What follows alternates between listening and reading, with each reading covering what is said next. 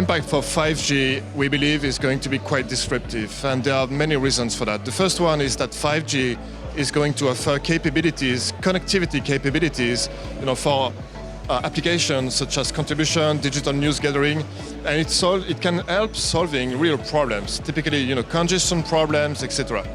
And this is 5G is something which is natively IP, and if you connect the dots, something natively IP on the production side, on the field, and something which is also becoming natively IP on the studio, then you have, a very good fit. 5G is going to revolutionize the way that we connect content and deliver it, but it's also going to revolutionize the way that people consume content, the way that it sends content to consumer devices.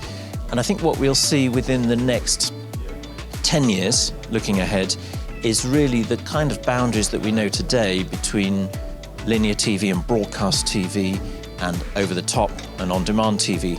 They're just going to blur. And I think the TV consumer within the next 10 years will be watching content and they won't know whether it's broadcast, and if it's broadcast, is it over a satellite or cable or an antenna or 5G or over the internet. In a lot of ways, I don't think it makes too much difference at the high end. I think we've already, like in a stadium or something like that, we've already got dark fiber. We've already been doing things with being able to aggregate cell phone connections and things like that.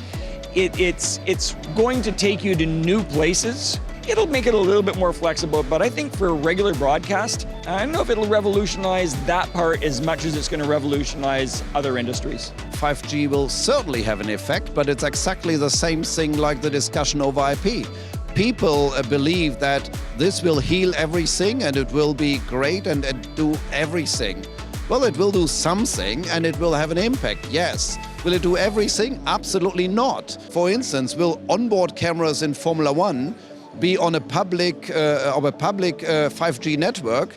I don't think so. Will that technology help us to move onboard cameras in motorsports, in the next generation? Absolutely.